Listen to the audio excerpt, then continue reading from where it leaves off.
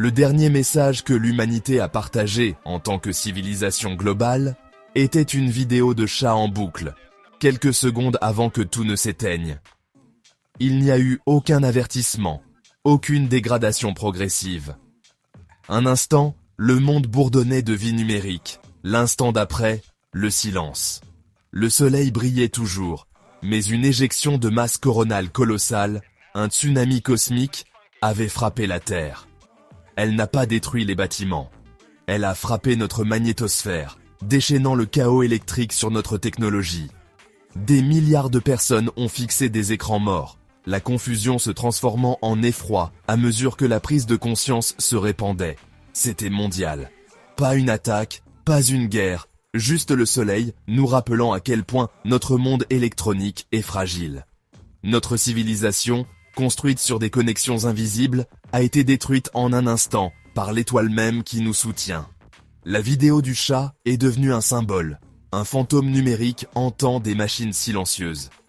Nous étions des enfants, regardant notre château de sable emporté, non par malice, mais par la puissance indifférente de la nature. Le battement de cœur numérique de notre planète s'était arrêté, nous laissant dans un vide auquel personne n'était préparé. Le soleil, source de vie, avait involontairement éteint l'interrupteur du XXIe siècle.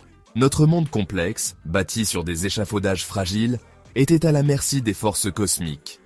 En un clin d'œil, le monde que nous connaissions a disparu. Les premières heures furent enveloppées d'un silence dense, presque palpable. Un calme qui semblait s'étirer à l'infini. Le bourdonnement de la vie moderne disparut.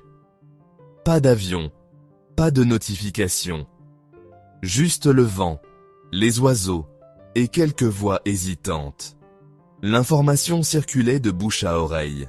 Les rumeurs, elles, voyageaient plus vite que la vérité. Certains craignaient une cyberattaque, d'autres murmuraient le mot « guerre ». La réalité, une tempête solaire, mit du temps à émerger. L'échelle était cosmique, mais l'impact, profondément intime. Pour la première fois depuis des générations, nous étions seuls avec nos pensées. Je me souviens d'un voisin, assis sur son perron, regardant le ciel sans un mot. Les réseaux électriques furent les premiers à céder, submergés par des surtensions géomagnétiques.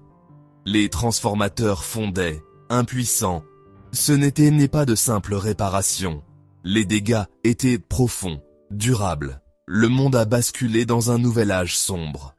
Non pas d'ignorance, mais d'impuissance.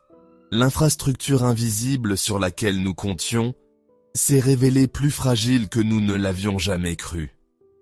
Le silence était global. La déconnexion, absolue. Notre monde venait d'être réinitialisé. Et nous devions apprendre à affronter les conséquences.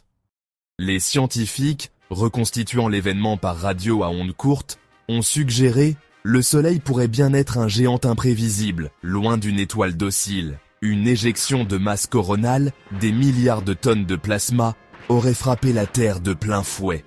La magnétosphère terrestre nous protège habituellement, mais cette fois, elle semble avoir vacillé. Des aurores auraient dansé jusqu'à l'équateur, un spectacle magnifique, mais aussi le signe d'une énergie déchaînée. Les lignes électriques sont devenues des antennes, absorbant des courants parasites qui auraient pu détruire les transformateurs dans une réaction en chaîne. Le réseau aurait pu s'effondrer continent par continent, plus vite que quiconque n'aurait pu réagir. Nous avions, dit-on, 18 heures d'avertissement, mais aucun plan pour un arrêt mondial. Nos protocoles étaient pensés pour des pannes locales, rarement pour une hibernation planétaire. Nous avons peut-être vu le raz-de-marée arriver, mais n'avions nulle part où fuir. Le murmure du géant cosmique s'est transformé, peut-être, en un rugissement qui a réduit au silence notre civilisation. Ou du moins, c'est ce que certains racontent. L'effondrement du réseau électrique, c'était, je crois, le premier fil tiré. On ne s'attend jamais à voir tout ça s'effondrer aussi vite. Les chaînes d'approvisionnement se sont figées, les navires sont devenus des vaisseaux fantômes, et l'économie mondiale, bâtie sur la confiance numérique, a disparu. C'est difficile à croire, même en le racontant. Solde bancaire, hypothèque, pension, tout est devenu des chiffres insignifiants sur des serveurs morts. On ne réalise pas à quel point tout ça est fragile, jusqu'à ce que ça casse. Les hôpitaux, fonctionnant avec des réserves d'énergie de plus en plus faibles, ont régressé d'un siècle du jour au lendemain. C'est troublant, vraiment. Le traitement de l'eau a échoué. L'eau potable est devenue un luxe. On n'imagine jamais manquer de choses aussi simples. Les systèmes qui nous gardaient en sécurité et confortables ont tous été coupés d'un coup. C'est un peu effrayant, à vrai dire. Il n'y a pas eu d'explosion, juste une défaillance rampante, silencieuse. On s'attend toujours à du bruit, mais là, rien. La tapisserie numérique était le squelette de notre civilisation. Sans elle, tout s'est effondré. Je ne pensais pas voir ça un jour. Nous avons fait face à une vulnérabilité que, franchement, on n'avait jamais osé envisager. C'est difficile à admettre. Sous les océans, des câbles à fibres optiques relient les continents. Ils sont essentiels à notre vie moderne, mais restent vulnérables. Lors de la tempête solaire, les fibres de verre ont résisté, mais les répéteurs, alimentés par des fils de cuivre, ont été endommagés par les courants géomagnétiques. Les connexions entre continents ont été coupées. Internet s'est fragmenté en réseaux isolés. Même si l'électricité locale fonctionnait, la communication mondiale était interrompue.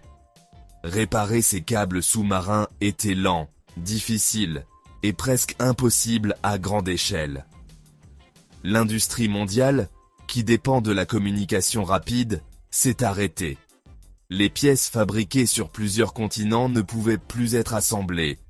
Notre monde, efficace mais complexe, a montré ses limites. Les connexions qui soutiennent notre économie mondiale ont été coupées. Après coup, une vérité humble s'est imposée. L'univers, lui, reste indifférent. L'éruption du soleil n'était ni une punition, ni un jugement. C'était simplement la nature. Vaste, insensible. Notre maîtrise, une illusion. Notre technologie, une coquille fragile. Nous avions oublié notre place. Petits, vulnérables, soumis aux forces cosmiques. Le silence de la Terre. Une métaphore. Nous avions diffusé notre existence et maintenant nous étions partis dans l'obscurité. Si quelqu'un écoutait, il penserait que nous avions disparu. Notre complexité était aussi notre faiblesse. L'interconnexion. Notre talon d'Achille. L'univers n'avait pas besoin d'attaquer. Ces cycles normaux suffisaient à nous démanteler. Nous n'étions pas les maîtres du destin, juste des passagers sur un navire, dans un océan vaste et orageux. Le soleil, simplement lui-même, avait le pouvoir de détruire notre monde. On nous a rappelé notre véritable échelle dans le cosmos. Ce qui a suivi n'était pas le chaos, mais la grande pause. Le monde a ralenti, s'est calmé et a rapetissé. Sans lumières électriques, la nuit est revenue, les gens ont vu la voie lactée. Pour la première fois, l'air s'est éclairci, les villes se sont tues, la terre a semblé respirer, les communautés sont devenues de vrais quartiers, les gens ont partagé des compétences, de la nourriture, des histoires. Nous avons appris à compter les uns sur les autres, pas sur des réseaux lointains. C'était une régression, mais aussi une redécouverte, de la résilience et de la présence. La tempête a balayé l'agitation et l'isolement, ne laissant que l'essentiel, la nourriture, l'eau, un abri, et les uns les autres. C'était douloureux et effrayant, mais aussi clarifiant. La grande pause nous a forcés à affronter notre fragilité et notre humanité. Nous avons eu la chance de réévaluer ce qui comptait vraiment. Petit à petit, une société différente s'est installée, plus locale, plus concrète, un peu bricolée, mais durable.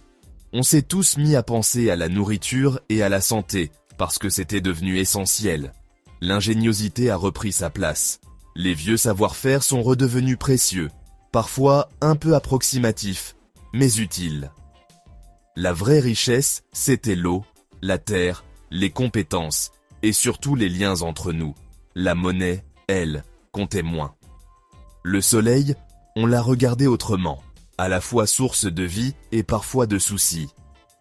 L'astronomie est devenue un truc du quotidien. Surveiller le soleil, c'était juste une question de rester prudent. On s'est rappelé qu'on vit sur Terre, oui, mais aussi dans tout un système solaire. Ça remet les choses en perspective. Le monde est devenu plus calme, plus lent, parfois un peu bancal, mais plus solide au fond. On a troqué l'efficacité fragile contre une vie décentralisée, un peu désordonnée, mais qui tient debout. Le soleil nous a secoués, c'est vrai, mais il nous a aussi poussés à reconstruire, à notre façon. 1 an après le grand silence, nous vivons dans un monde transformé. Certaines villes ont de l'électricité, mais le réseau mondial a disparu. Nous sommes des îles, connectées par radio et de rares voyages. Nous avons survécu, nous nous sommes adaptés et nous sommes devenus plus humains, locaux et résilients. L'événement a brisé notre illusion de contrôle. La neutralité de la nature est notre plus grande leçon. Nous ne sommes pas le centre, mais une partie d'une histoire vaste et indifférente. La grande pause nous a donné une perspective et un choix. Reconstruire l'ancien monde ou forger un nouveau chemin. Quand je regarde les lumières rares d'un village la nuit, je me demande, et si notre vraie force était de rester solidaires, même dans l'obscurité?